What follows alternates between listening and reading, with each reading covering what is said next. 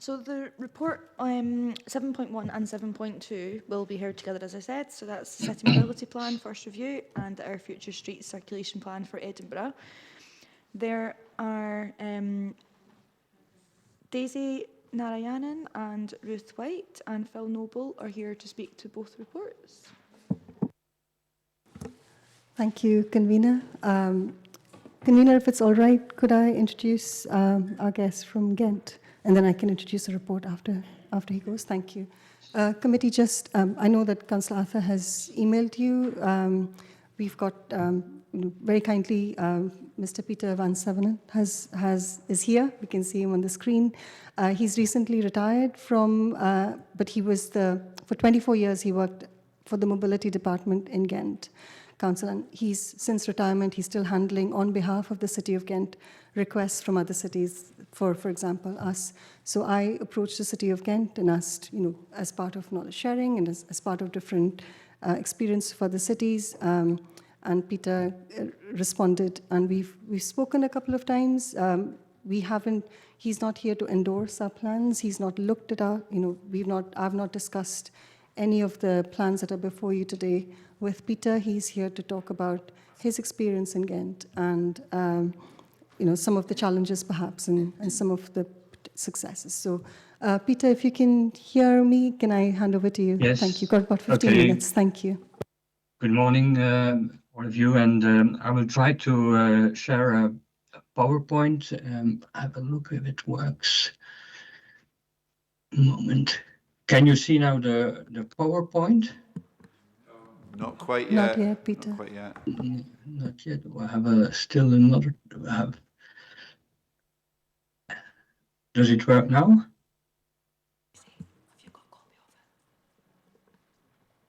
Apparently it doesn't work. Well, I have another try, but normally it should work. This well. We have like this, and then. Yeah. You can see it? Yeah. Yep. Okay. Yes, thank you. So I will talk briefly about the circulation plan in the city of Ghent, which was introduced now 7 years ago.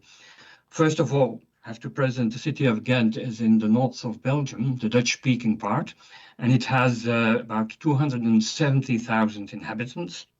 And here you see the city. We have an outer ring road, R4, you can see it here, and the diameter is about 15 kilometers, but we will speak mainly about the central area, which is this one, and we have an inner ring road called the R40, this is this one, and the diameter is about 3 kilometers, and the length of the R40 is 11 kilometers. And there is about 7.5 square kilometers of area within this R40, and about 50,000 people are living there. We have a number of key moments in our mobility planning. We had a cycling plan. You just have to know we invested quite a lot in cycling infrastructure with good success. And then I have to talk very, very briefly about a mobility plan for the inner city, which was introduced 25 years ago. Why we did it? Well, this was the city heart of Ghent, let's say in the late 80s of the previous century. At that time, we already had some pedestrianized streets, mainly the commercial streets, but there were islands separated one from another. And in between these pedestrian streets, you had lots and lots of traffic. And this is really the city heart. We needed traffic lights infested with cars. And at just a moment, then a city councillor stood up and said, this is enough. We want to create a large pedestrian area. And in 97, so we linked all those commercial streets to create a big pedestrian area, and of course we refurbished, we redesigned the whole area, and this area is now just for pedestrians, public transport, and bicycles. So you might say, okay, everything is all right. Why did you need another plan in 2017? Well, that's mainly because the population growth in Ghent. We came from 225,000 at the turn of the century, and now we are about at 270,000, meaning more people and actually also more cars. And what we've experienced, Here you see our R40, this ring road, and this shaded area in the middle was our large pedestrian area, and everything was fine in the pedestrian area, haven of peace. But once you exited the pedestrian area, you were confronted again with lots and lots of car traffic. And actually, we made the calculations, and the access to Ghent from the motorways is from the south. And we saw that at least 11% of all car traffic in this area entered the city from the ring road, bypassed the pedestrian area, and went out in the north somewhere. So this was pure transit traffic. And then we saw about 28% was traffic, let's say, having a destination in the north, but nevertheless entered the city, bypassed the pedestrian area to reach destination instead of using the ring road. And even 9% was internal traffic, internal car traffic within this area. So the conclusion was we have far too much motorized traffic in the city center, and we should do something about it. And just like 20 years ago, another city councillor stood up and said, enough, we want to change that. So what was the idea? To decrease the car traffic in this whole area comprised by this inner ring road R40. And our goals were, of course, to increase livability by keeping motorized transit traffic out of the city and to have a better accessibility for all modes. How did we do it? Well, we divided the whole area into sectors. And going from one sector to another is now only possible using the ring road. And cars have to use more the sitting ring road to reach their destination. And we had some extra measures also to facilitate modal shift. But as a scheme, you could say the before situation is here on the left with the inner ring road, and then you could access the city center, you could bypass the pedestrian area and exit in the north. And after, it's only possible to enter a sector, but if you want to go to another sector, you have to exit again, use the ring road and enter another sector. The same if you're coming from the south and you want to go north, you are obliged now to use this ring road. You can't transit through the city center anymore. So we have these 6 sectors, and we have the car-free city center or first pedestrian area. And by the way, we extended this pedestrian area also a little bit 7 years ago. How do we prevent traffic going through? Well, we put blocks, boards, paints, plants, and benches on the street. But in the end, we use ANPR cameras. And I understood it's not possible yet in Scotland, but for us, this was the most convenient solution. We have permits for the car-free zones, and the permits are required 24 hours and 7 days a week. It's a digital system, and the supervision is with the cameras, a fine of €58. And we have permits for certain categories, all different conditions, but inhabitants, deliveries, medical personnel, works, maintenance, transport of disabled persons, emergencies. Especially for mobility impaired people. In Belgium, they can be a holder of a parking card for disabled, and they can then get a permit for their own car or even for another one's car, one per day. And we have also reserved parking places at the edge of the pedestrian area. So we built we are rebuilding public space temporarily, but in the end it will be done definitely. We provide a place to sit, eat, or even play. We have new pedestrian areas, and especially for Ghent, we have also some streets, a few of them, but not all, are pedestrians only from 11 a.m. to 6 p.m. Even cyclists are not allowed. And this was not a very easy decision because people in Ghent like to travel and ride their bikes. But there were easy alternative routes, so the detour wasn't so big. And then we had accompanying measures. We had a number of park and ride stations in the periphery of the city, and 2 of them have a free bus ride, and it's a bus service frequent until well after midnight. We also improved the traffic flow on the city ring road, and we have also for people with mobility difficulties, we have bike taxis.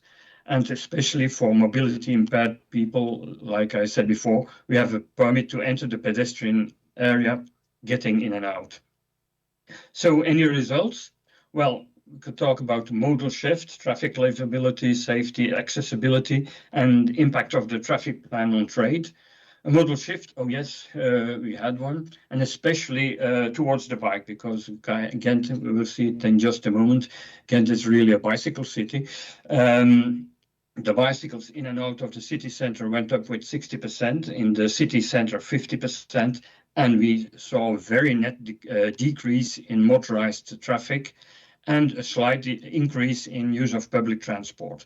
On walking, there was no overall effect. And here you can see the evolution of the model split in Ghent during the last 10 years. We do household surveys every 3 years.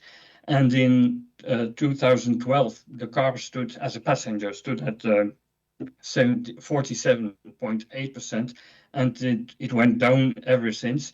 And at the last survey was 3 years ago, it was about at a third of all journeys made by car as a passenger. On the contrary, the bicycle, which had 21.7 in 2012, went up, and again, about 1/3 of all journeys of the people of Ghent is now made by bicycle. You see, the walking is just stable around 13-14%, and we did have an increase in public transport just before COVID. It was 8.7, but then it went down. It came with COVID. I guess that happened everywhere, and they still didn't recover all the passengers they lost during COVID. Traffic livability, accessibility, of course, there's better air quality when there are less cars, and we took off 60% of transit traffic, and in many of the residential streets and main roads within the area of the R40, there is less traffic, and especially we have a strong reduction of traffic jams. We have virtually no traffic jams anymore within the area of the R40. For cars travel, well, surprisingly, the travel time to the city center has decreased. Why? Because if you really have a destination in the city center, for instance, you want to go to a parking garage in the city center, you are not hindered anymore by the transit car traffic, so that's better. But of course, as we have expected, the travel time on the ring road increased. And especially for cyclists, there are now far less cars. And you should know our city center is medieval. We don't have wide roads, so it's very difficult to build cycle paths. So these streets have far less cars. It's just safer and more pleasant to ride. And moreover, it's now, especially for travel towards the area, it's now also just faster with a bike than with a car. So we had this increase in bicycle traffic. Some observations about the impact of the traffic plan on trade. Well, most shops are still thriving. However, we see a kind of shift in some specialized stores with household goods, electro, that attract public from outside. They had some difficulties, and we see a movement towards the outskirts of the city. However, it's also linked to changing behavior, online shopping, and it's an observation you can make for any Flemish city, whether they have a circulation plan or not. So it's not especially due to this circulation plan, but more or less a general evolution. Very important is that you need to have accompanying measures, and for instance, these park and ride sites with the shuttle bus system must be sufficiently well known. And very important as well is retail promotion. We have a special organization, it's called Pure Ghent, and it's involved in city marketing and in creating events in the city center. And then you also have the perception. I'll come to it later. The perception. You have to go against perception, because after the circulation plan, it was strongly mediatized. It was in television, and journalists. Good news is no news. So that was mostly the people who were against the plan came into the news, and so the perception arose. Oh, it's now very difficult to reach Ghent, which is not true. But you have to make good communication and have a dialogue with the industry. Finally, some short words about participation, information, and communication. The plan as such isn't so expensive because we just had to change traffic signs overnight, but it took us 2.5 to 3 years to have information, communication, and participation sessions. We had various channels for information. We had at least 2 meetings per sector, but then we had lots and lots and lots of conversation with the public at large, specific target groups, shopkeepers, schools, neighborhood committees, quite a lot. We also engaged 2 Mobi coaches, 2 people who got to businesses, to enterprises, whatever you want, especially the homes for elderly people. They went everywhere explaining the scheme. And afterwards, we had also a citizens forum for evaluation. We had communication before, during the scheme. You see here at the right, upright, you see we had stewards on the street explaining the system when it was introduced.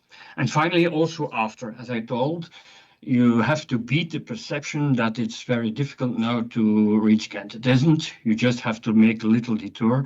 We even had some campaign, and it reads another time to Ghent, well, a piece of cake. So that was in short what we've done in Ghent. Oh, look. Almost a full house here. So Peter, thank you for coming along today. And I have to say, I did say, Daisy, can you really get through all these slides in such a short period of time? And you have done it, and you've given it justice. Mm-hmm. So we're here. We've asked you to come along today because we want to learn from you. And obviously, Ghent isn't Edinburgh, and Edinburgh isn't Ghent. We're both quite different cities, but there is things we can learn, I think. Do other towns and cities approach you to learn from you as well? And have others followed your path? Oh, yes. So as you might know, I'm retired, but I spent half my time of receiving visitors, guiding them through the city or giving presentations like this. We have lots and lots of people coming to Ghent to see what we've done, yes. And many, especially people who want to have less traffic in their city centres. And we have lots of visitors, yes, indeed. Excellent. Rachel is suggesting the next tech committee meeting should be in Ghent. We'll see how that goes. I'd be happy to. I'll be happy to guide you around. Councillor Vagenda. Thank you. Thank you for your presentation. It was great. I wanted to ask 2 questions. I wanted to ask one question about how the waterways in Ghent helped, or have they helped in moving people around in any way as an alternative to roads? And the second one is about tourism and what arrangements were made for tourists who arrive by coach, because here in Edinburgh we have a high level of coach tourism, and what arrangements you made to cope with those so that they kept coming. Yeah. Well, first question, the waterways. No, we don't have water transport, functional water transport. There are tourist boats on the waterways, but that's not for regular transport. However, they help because when you have to divide the city in sectors, by using the rivers as the boundaries, it's quite easy. You just have to shut the bridge for through car traffic, and you can have a sector. Another thing is we use the thaw paths of the waterways entering Ghent as ways of making cyclists coming to the city. For the coaches, we have, well, let's say it's a bit off record, but before COVID, we were trying to have a scheme where coaches were obliged to park at the edge of the city and then could enter by just walking. Coaches, I think in the future we will have a permit system with coaches, and they will only allow if they into the city center if they have a destination in hotels. So if they convey passengers who are going to a hotel with their luggage, then can get in and out. But we are a bit reluctant of coaches. We have the problem as well. They are not allowed in the pedestrian area, of course, unless, again, if their hotel is in the pedestrian area.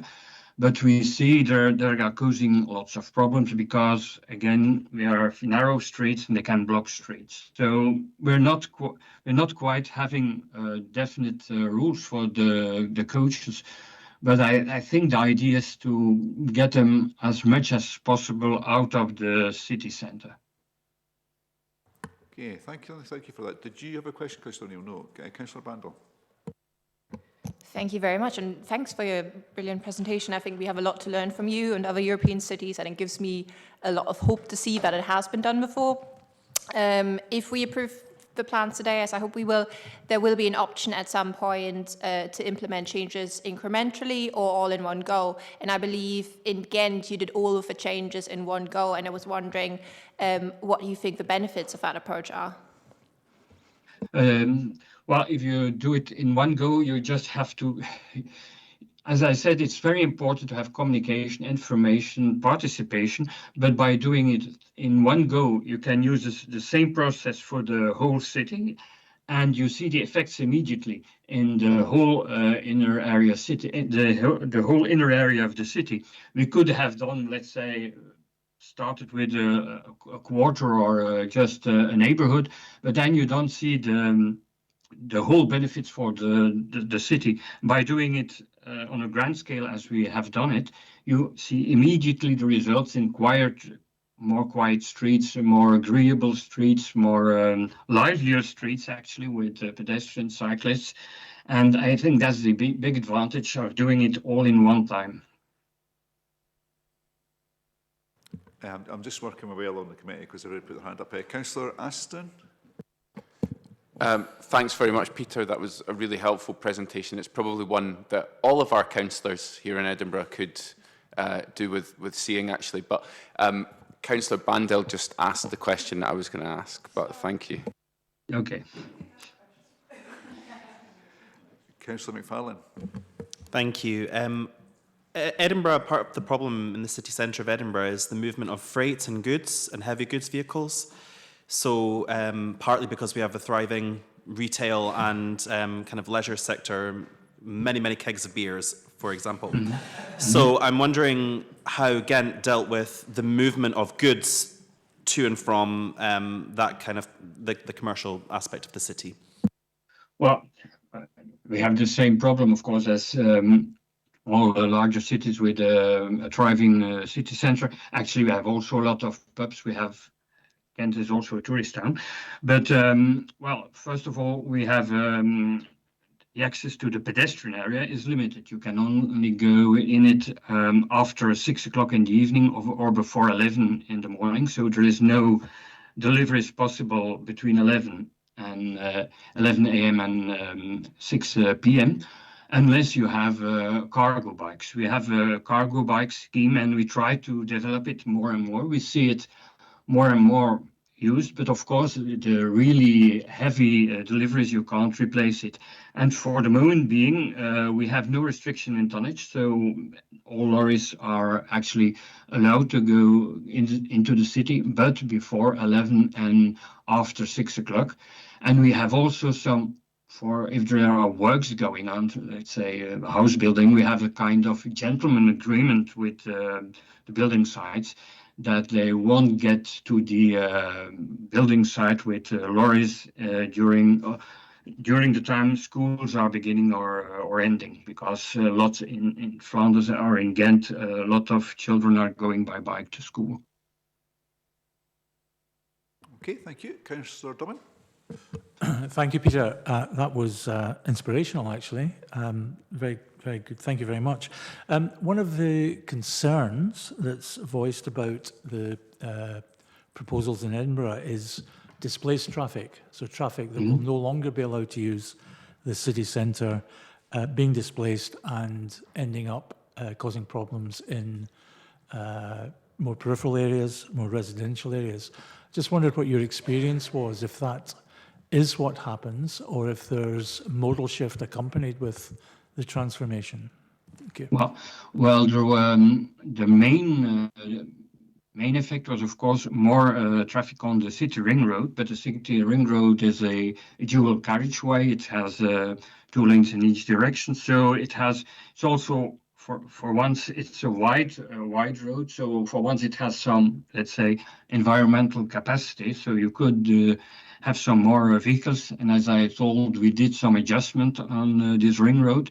So the shift in car traffic was mainly from the inner city to the city ring road, and not so much to neighborhoods.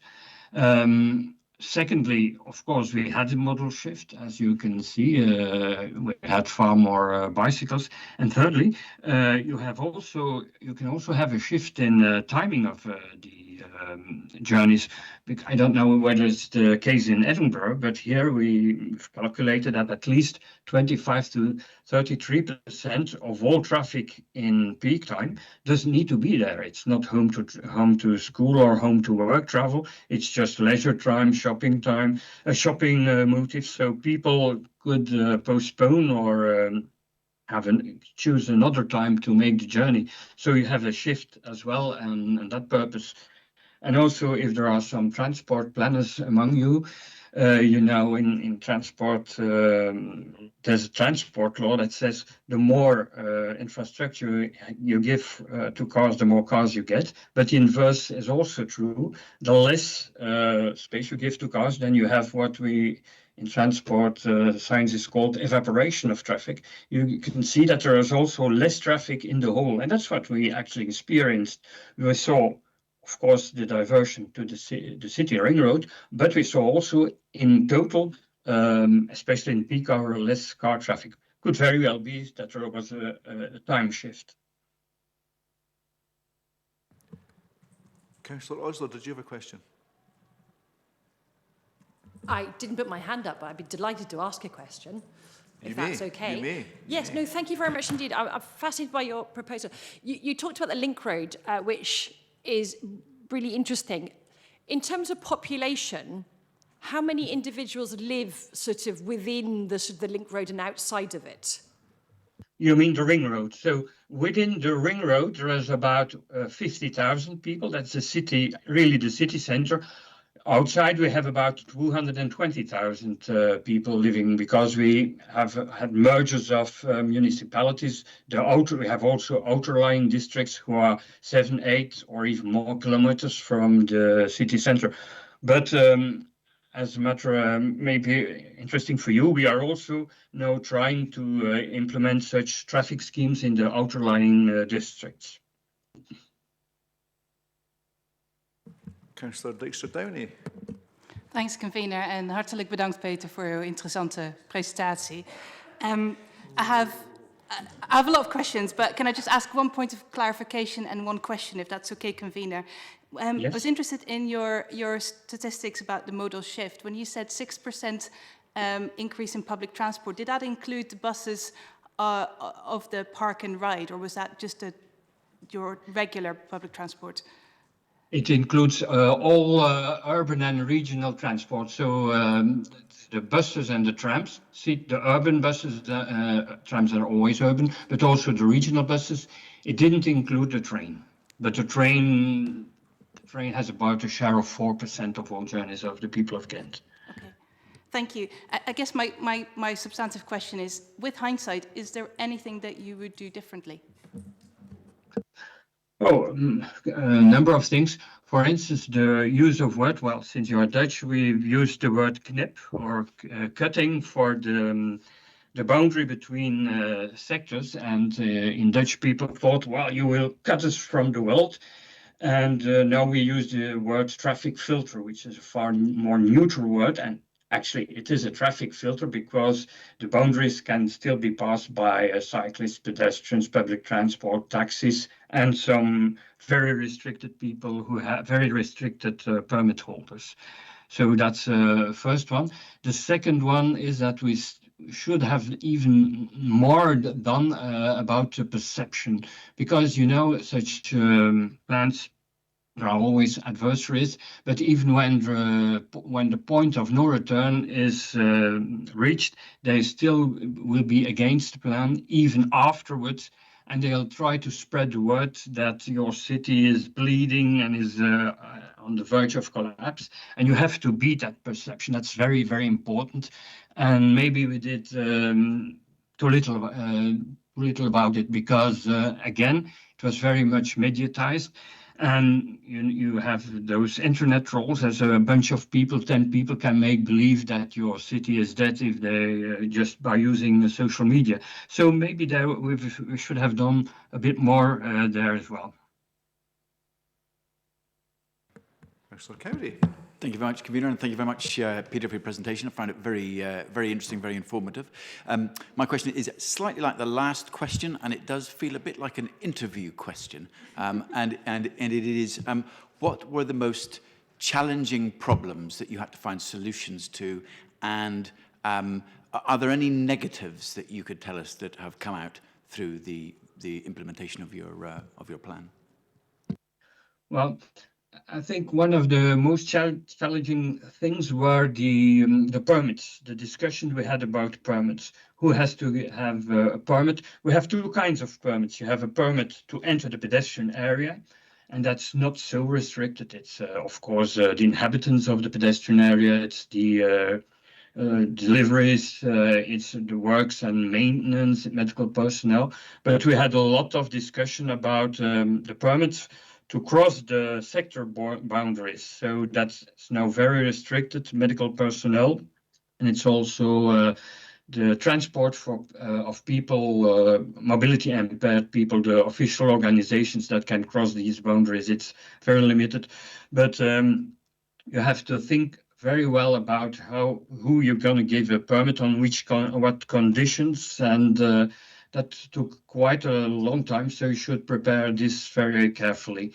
Because in the beginning we were too liberal, meaning we just said, well, before 11 and after 6 o'clock you don't need a permit for the area, and you could deliver between 11 and 6. But then we saw that the good delivery people said, oh, we will first go to Bruges and Antwerp, and in the afternoon we go to Ghent because we can get a permit anyway in the afternoon.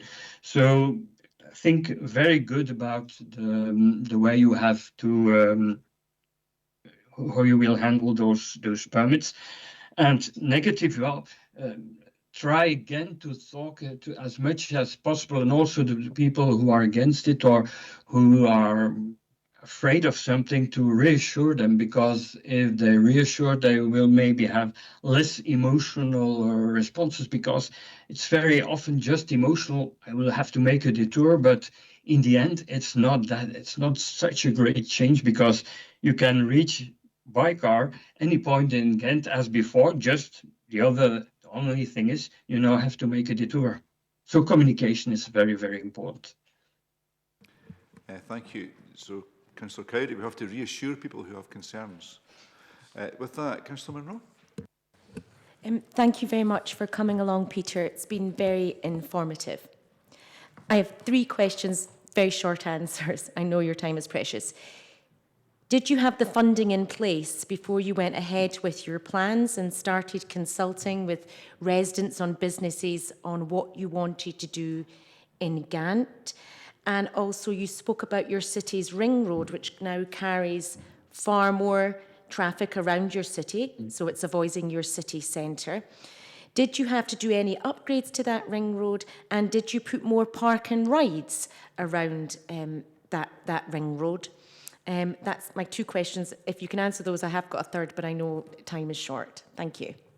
Yes. Your first question was about Did you have your funding in Yes, place funding. to make all Okay, these plans so, before you well, went to the residents and well, businesses? yes, but of course, the plan in itself, the scheme in itself, it's not that expensive. If you just would calculate the cost of putting in place some traffic signs, yes, and of course some ANPR cameras, but that's not a big deal. It's not so expensive. The most expensive part was the preparation in information communication, participation, this 3-year-long process we had. And of course, during the time and even nowadays, we were investing, for instance, in cycling infrastructure. And yes, but especially for the plan, yes, of course, we had the funding, but again, it was not such a huge amount. Then yes, we had more park and rides. We installed extra park and rides. And as for the ring road, it's well, in Flanders is the main road, as the ring road is under the management of the Flemish region. And yes, we did some upgrades. We had traffic lights, put in traffic lights where there were none to have more smoother traffic. We adjusted some traffic light schemes, and also the junctions, the layouts of these intersections were sometimes changed. Yes, we did some improvements, but again, that wasn't huge money. Of course, it costs a bit, but it's not tens of millions of euros that were spent there. Well, thank you very much. It was interesting to hear that you had your finances in place before you went ahead with this, and you say the cost was not a lot. Just can you give me an idea of what the cost was? I think this is very, very difficult, and I should ask our bookkeeping people if we have really a cost, but I guess the participation was a couple of million euros because we had engaged a communication firm. We had 2 people extra, a couple of million of euros. But I can ask and come back to you or via Daisy if we have more figures on that. No, that's fine. I really appreciate you answering my questions and clarifying those points. There was just one final thing that popped up. I was doing a lot of research on Ghent. It's a fascinating city, and you go around by walking, wheeling and cycling, and so many people use bicycles across the whole of the city centre. So I noticed when I was doing some research, and I wonder if you can maybe just tell me what the residents of Ghent think about this, that police now in Ghent are having more interactions with cyclists, and they're handing out fines for using their mobile phone, ignoring pedestrians, going through red lights, cycling on pavements. How has this been implemented, and how have the people reacted to this? Because obviously it's changing people's cycling behaviour, making them better cyclists. Well, of course, if you have it with car drivers, you have it with cyclists. Most of them are very obey to the laws of traffic, so there's no problem. But you have a problem group with car drivers and with cyclists. So, and in fact, if you want to promote cycling, you have to also to address the bad behavior by some cyclists, and therefore. We do it because then some of the people of Ghent think, oh, the cyclists, they can do everything. You don't do anything about driving through red or driving at night without lights. And therefore, and also, for instance, in the pedestrian street where they are not allowed. So by doing enforcement of bad cyclist behavior, actually you help to clear the image of the cyclist. You can say, okay, we know some behave bad, but we address it. And then people who are against cyclists can say, okay, you are doing at least something about it. But as a whole, investment in cycling infrastructure is going on and will go on for the next years. That's for sure. Okay, so I think, Councillor Bandel has a final question for you. I thought if Councillor Monroe gets 3 questions, I can ask a second one. I was really interested in what you said about participation and engagement, because I feel like a lot of the time when we do conventional, you know, face-to-face participation and engagement here, it ends up being quite confrontational and quite toxic, and no one's having a good time. So I would be interested if you used any particular methods of engagement and participation to get maybe a little bit more of that dialogue.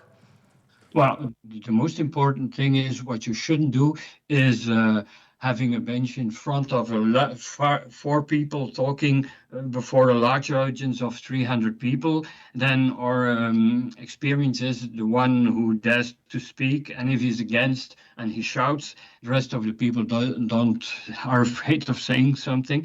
So we usually have discussion tables. Smaller discussion tables with, let's say, 10, 15 people. And then it's very interesting because then adversaries and people who are supporting the plan go in discussion with each other. And that's very interesting because then someone will say, okay, why all those measures? I want to drive my car here. The other one will say, okay, but my child, 11 years old, goes through this street and it's far too dangerous with all the cars. So you have, and vice versa, someone would say, okay, but I have heavy goods and I can't answer, and so on and so on. But the discussion between people is very interesting. It shouldn't be just the authorities or the politicians towards the people, but let people themselves discuss. The second thing, even with politicians, our city councillor, who was responsible for the introduction of the plan, even had what was called a living room meeting. So you could invite him to your living room, provided you invited some neighbors. And he said, well, the 2 years before the circulation plan, I did have very, very little evenings off. So he was very, very much involved. Okay, that sounds like quite an interesting way of doing things. I think Councillor Dykstra-Downey and I met someone in the living room actually, and we benefited from fantastic biscuits, which I can still remember. Yeah.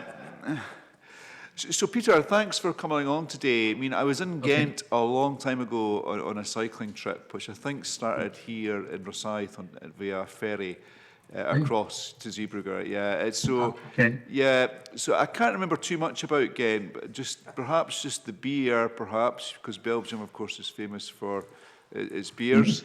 But it sounds like since then you've made Ghent a better place to live and bring up a family. So well done to you. And I think all of us are looking on what you've done there with some envy. And hopefully all of us as well are going to try to catch up. I think we'll all be tempted to travel to Ghent, so no doubt we'll be in touch with you. But if you're ever in Edinburgh, please let us know, and you'll be very welcome to come along. Okay. Okay, thank you for your time. And a lot of success. Bye-bye. Bye.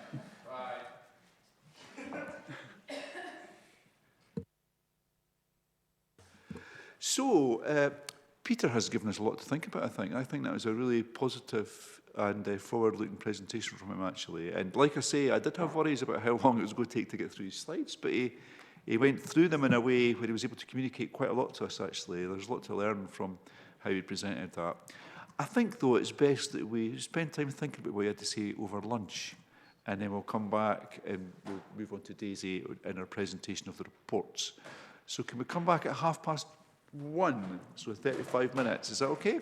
Thank you.